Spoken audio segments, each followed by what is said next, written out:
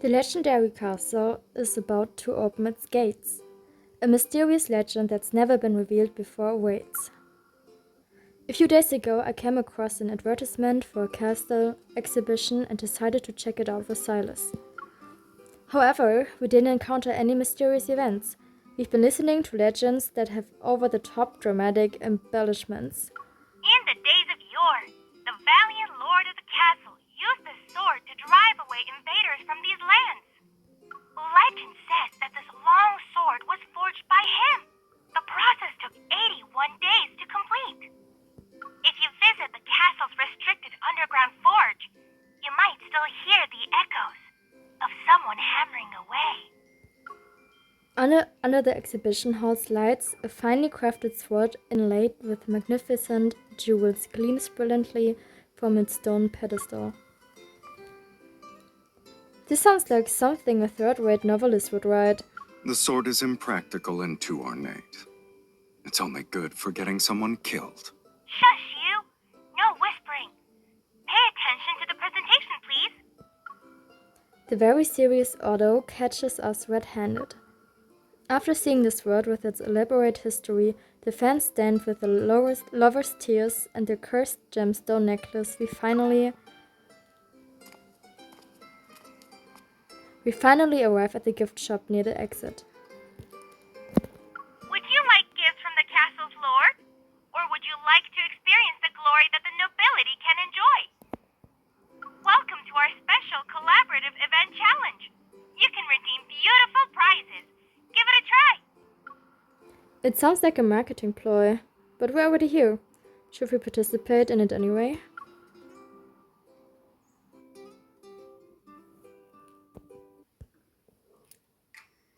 Carrying the spoils we won from the gift shop, I follow Sylus back to Onikinus' base. Sylus glances at the gaudy golden antique replicas on the carpet and raises an eyebrow. Where are you going to put all of that, kitten? Since they're spoils of war, they deserve to be displayed. Opening Sylus' display cabinet, I place a gilded antique cup next to his flintlock pistol that was made with ebony. Not bad. They actually complement your style. Are you sure? Look, Matthew agrees with me.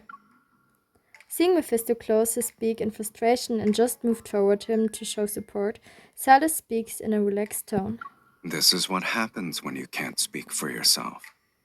People will put words into your beak. It's quite the experience. It's okay. Even though Matthew can talk, there are other methods of communication. For example, we have the fan language from today's exhibition. Using my right hand, I pick up an antique fan with floral engravings and golden accents. I open it. The leaf depicts an extravagant, lavish ballroom scene. The nobles who lived in the castles were very particular. If you didn't understand the language of the fans, you couldn't communicate at parties. If you want to know what someone is saying, a fan won't stand in your way. Really? I switch the fan to my left hand and use its elegant leaf to cover the lower half of my face. It's a gesture that means I want to get to know you. You want to get to know me? Isn't it a little late for that? You already know me inside out, kitten. You remembered what it means? I thought you weren't interested in the explanation. I wasn't interested because it was regurgitating old information. Nothing was new. You already knew everything that was shown at the exhibition?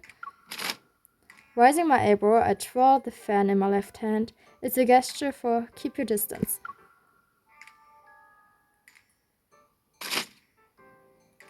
But he refuses to back away. He even takes advantage of my surprise to snatch the fan from me. That's cheating! No one said you could confiscate someone's fan when you didn't like their messages. Sylus twirls the fan between his fingers. He makes no attempt to deny my accusation. The exhibition only taught one gesture for rejection. And we both know who's purposefully being mischievous right now. Oh, that means rejection? I must have remembered it wrong. I thought it meant. The head of the fan stops at my chest, and it's right over my heart. The gesture means you have my heart. It doesn't matter what you thought. This is the only acceptable answer. My heartbeat quickens in response to the gesture he made. Not wanting to appear completely flustered, I clear my throat. Back then, gentlemen wouldn't have been so direct. Having excessive gentlemanly restraint is pointless nowadays. Being direct is more effective than probing. A playful smile tugs at his lips as he toys with the fan. And when his fingertips trace the leaf held together by the fan's ribs, he scoffs. A replica will always fail to capture the true essence of the original. Does the original have a hidden secret? I lean in to examine it more closely. The thin ribs and fragile silk don't reveal anything. It's just a beautiful fan. The ribs are sharpened at the tips, but the head is blunt. The original must have had a special mechanism. His thumb glides over the ribs, then he presses down on the rivet. I knew it was a hidden weapon. Pressing this would cause a blade to spring out. The replica is just an empty shell. However, the castle lord who made this probably didn't want people to know what was hidden inside. Wow, a seemingly ornate, useless fan that can take someone's life. Grabbing the fan, my gaze sweeps across it. Now I sense the deadly intent that once lurked beneath lavish banquets and golden splendor. If only it had the original's mechanism. No one expects to use this kind of art for murder. Danger is also part of its artistry. I'm reminded of the castle's forge that's not open to the public. We only saw a photograph which displayed a corner of the furnace. But in that very same photo, I saw the shadows of several weapons on the floor. Maybe this mysterious fan was created there. Now I really want to visit the castle's forge. I wonder if there are weapons with even more fascinating stories.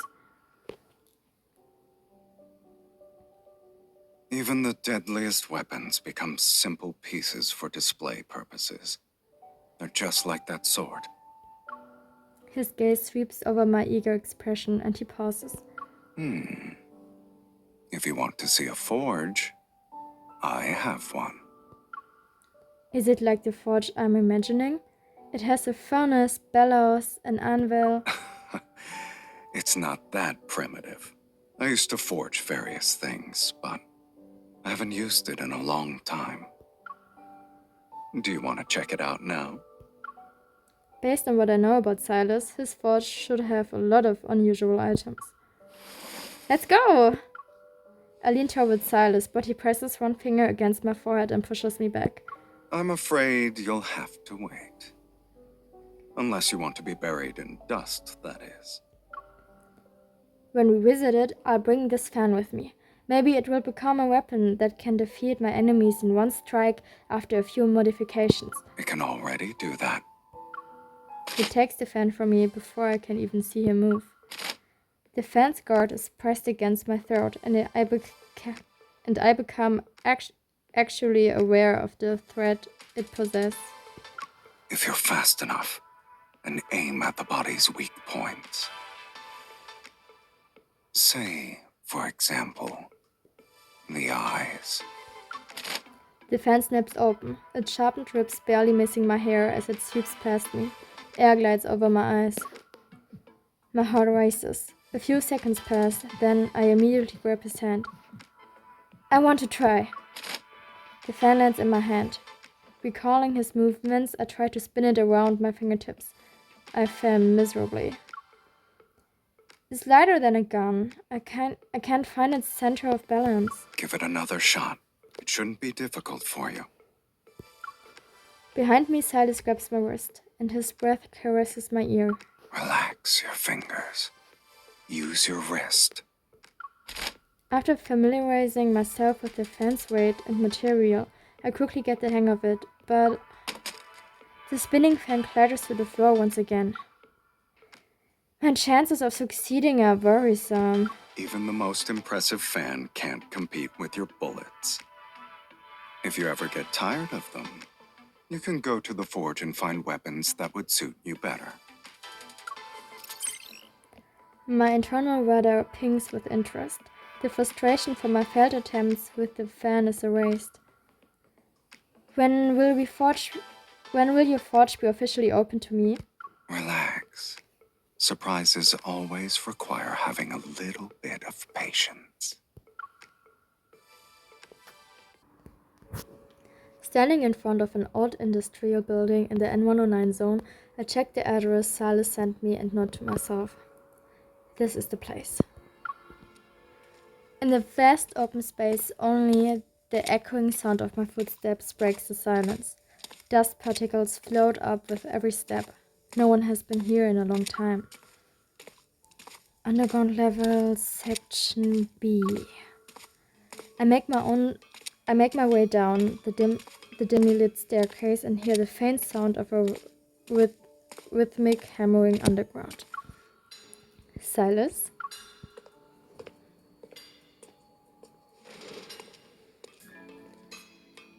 As soon as I push the door open, I'm hit with a blast of heat carrying the scent of steel and fire. The room is bathed in the orange-red glow from the forge. The dancing flames cast swaying shadows across the walls. Sylus stands at the anvil with his back to me. His shirt soaked in sweat clings to his muscles as they flex with each strike of the hammer. It's the first time I've seen him like this. I hold my breath and linger by the doorway to take in the powerful scene. Do you like what you see? I look up only to see Sylus's face with a hint of teasing smile. How long are you gonna keep staring? I'm almost done. I walk over to stand beside him and make a show of examining the metal on the anvil. Even if you weren't Onikinus' leader, you could easily be a master blacksmith with your skills. Unfortunately, Onikinus has no shortage of master blacksmiths.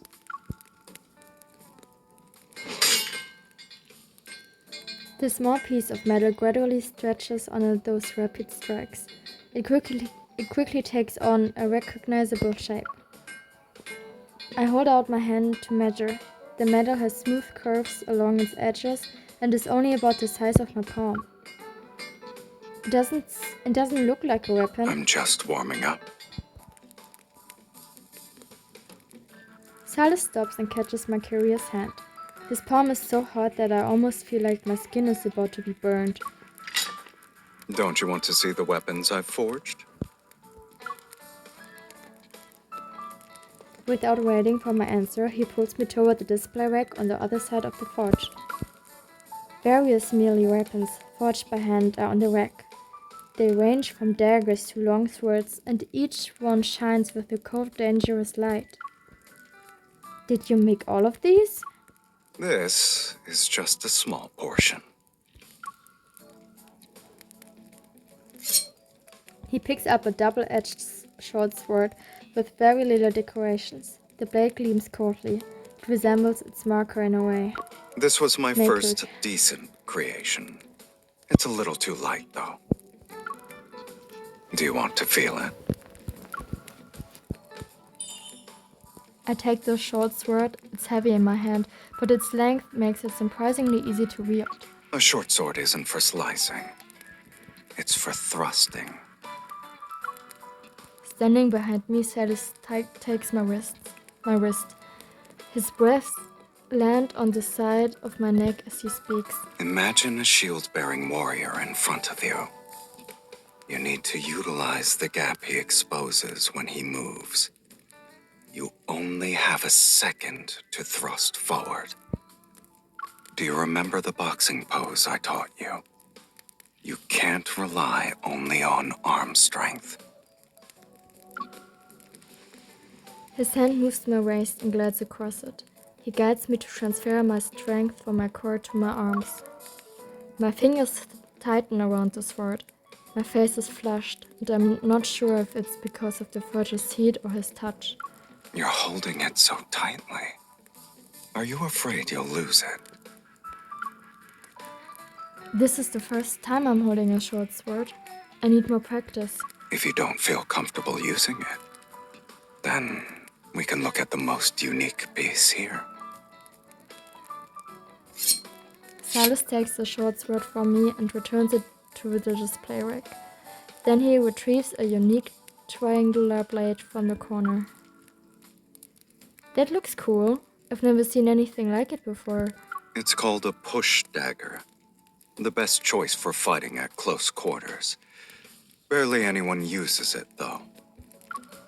He demonstrates how to hold the push dagger, and I understand what makes this weapon special. Treat the push dagger as an extension of your arm. You can slash and stab with it, but the most powerful technique is thrusting forward. It's like you're punching something. Attack me. Why? Noticing my hesitation, he slightly quirks an eyebrow. Injuring me won't be easy. Seeing his provocative gaze, I feel the urge to prove him wrong. If that's how you want to play, then I'll definitely have to give it a try. The blade whistles through the air as Sylus effortlessly sidesteps and precisely catches my wrists. I use his grip to spin and the sharp edge of the push dagger grazes his clothes. You're too slow. Why are you still hesitating? You sound just like my combat instructor. I don't mind having that title, but there's no need to show a lot of deference to your teacher. I only hit air for my next strike. I change the direction of my attack, but the momentum unexpectedly throws me off balance. Sylus quickly grabs my arm and pulls. I crash into his chest. I use this as a chance to point the push dagger at his neck. Its tip barely touches the vein that pulses with every breath. All's fair in love and war. Did I win? I catch my breath and flash a triumphant smile. I surrender. But weapons like this are only useful in the hands of a strong combatant, right? Not necessarily. In the modern age, they're useful as fancy decor. Then why did you make these weapons? They can't possibly be just for decoration. Wouldn't you say traditional weapons are fascinating? They're the most direct extension of humanity's aggression. And yet they also represent their most honest desires. To kill, to conquer, and to protect.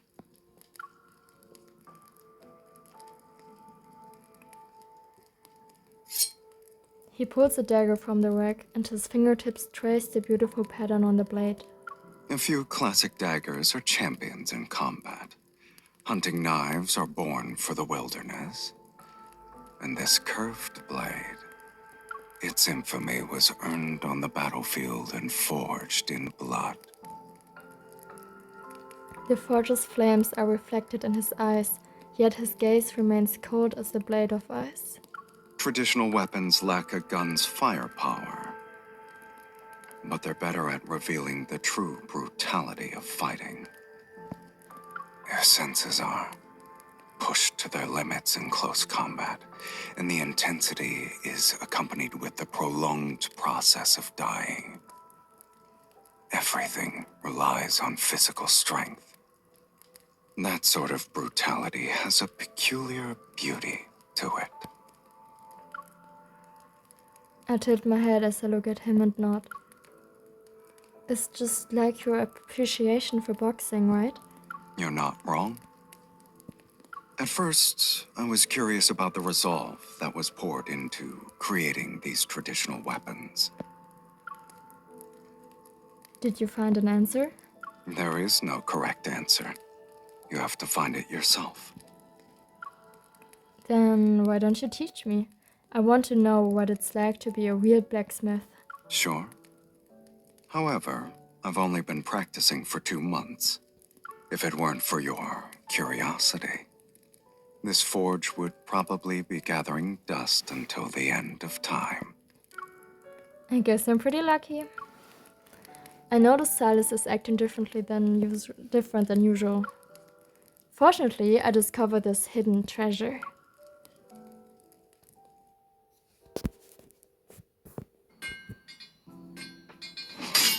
The forge's flames lick at the dark red steel block.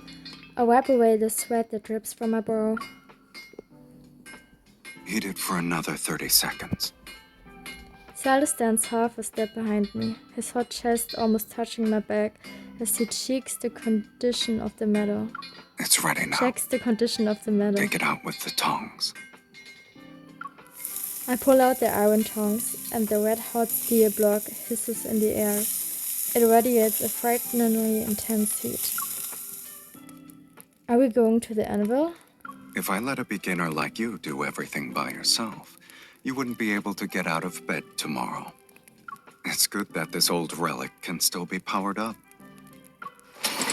I place the steel billet on the power hammer. With each resounding clang, sparks fly in all directions. Black impurities are separated from the steel surface. Relax.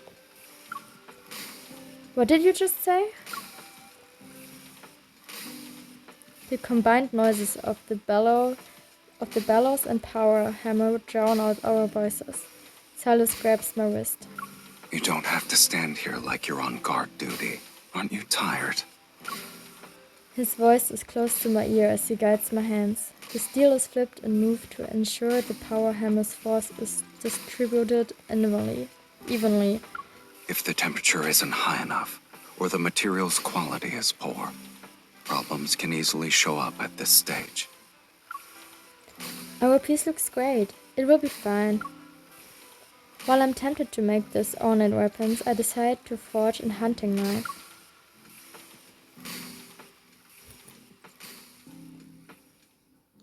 A hunter should use a hunting knife. A beginner will struggle to make it regardless. The hunting knife is starting to form.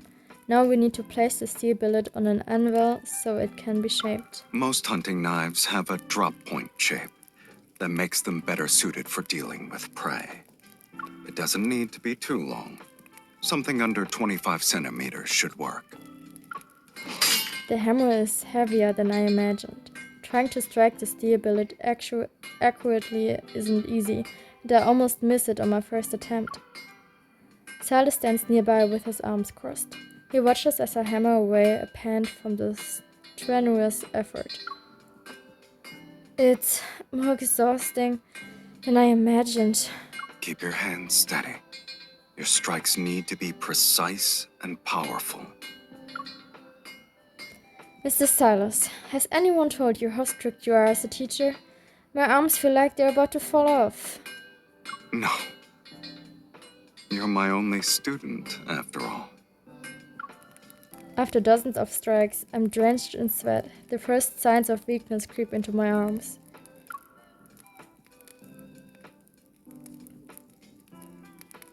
A clean towel is placed on my head. It wipes away the sweat that drenched my hair. We're just getting started. Can you keep going? Don't worry. I channel the determination I use for hunting wanderers. You need to be fast. Don't let the metal cool down, or else you'll have to heat it up again. The process requires controlling the temperature and force. If you're not precise, you'll be rewarded with all kinds of accidents. What are the ones you've experienced? With a faint smile, Sylus glances at me. He sees through my little scheme. They rarely happen. Can't you share some of your failures to make me feel better? Pay attention, kitten. Otherwise, this will end up as scrap metal. No, it won't. I've put in a lot of elbow grease. Anyone can see its extraordinary potential. The steel billet, with its extraordinary potential, gradually stretches. It reveals the beginnings of a hunting knife.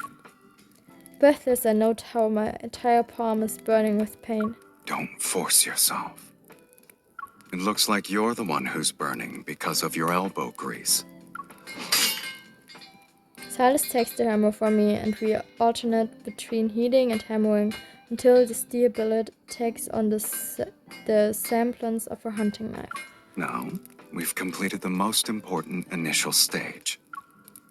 Staring at the crude piece of metal in his hand, I can't help but think it's nowhere near the smooth, sharp blade I had imagined. It looks like an unremarkable piece of metal from a scrap heap. Don't worry. It will undergo a complete transformation before you know it.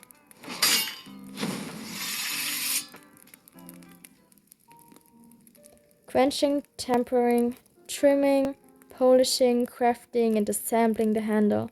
After we finish these steps, I'm so tired that I could collapse on the spot. I don't know if the knife underwent a complete transformation, but I feel like I did. Seriously, I don't have an ounce of strength left. You're still breathing, kitten. You'll live. Sylus takes my wrist and turns my right hand over. My palm is still bright red, but at least there are no wounds. His calloused fingertips work their way up my sore forearm. He kneads my tense muscles with the perfect amount of force. Ouch! Bear with it. It won't be very effective if I don't apply some pressure.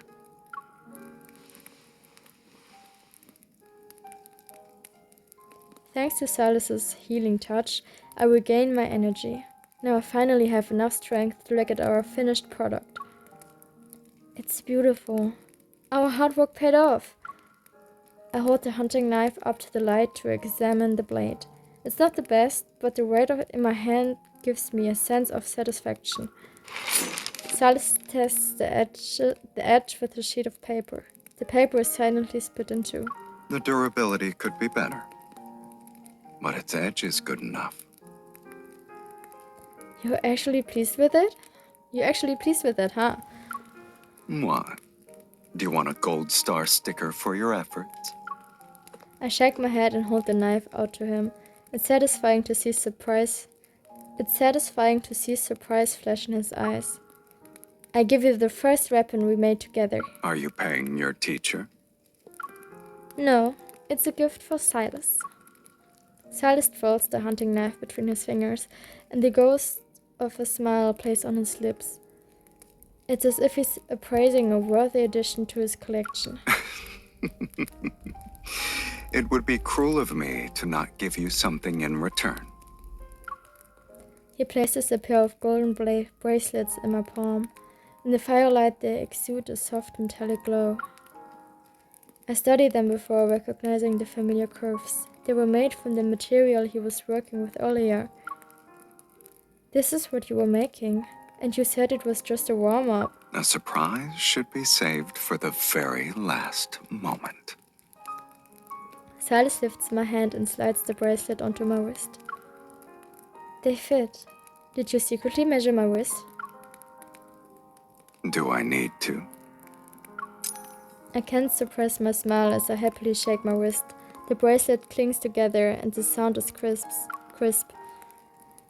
I didn't think a forge could create beautiful accessories as well. It's an old forge that can't keep up with the times. But now it has a new purpose. As I turn the bracelet, I notice something in the flickering firelight. There's an unfamiliar line of text on the inside of them. What does this mean? He doesn't answer. He just points at my heart. You have my heart. I prefer this direct approach over the language of the fans. The fire in the forge billows out silently. It melts our shadow into one.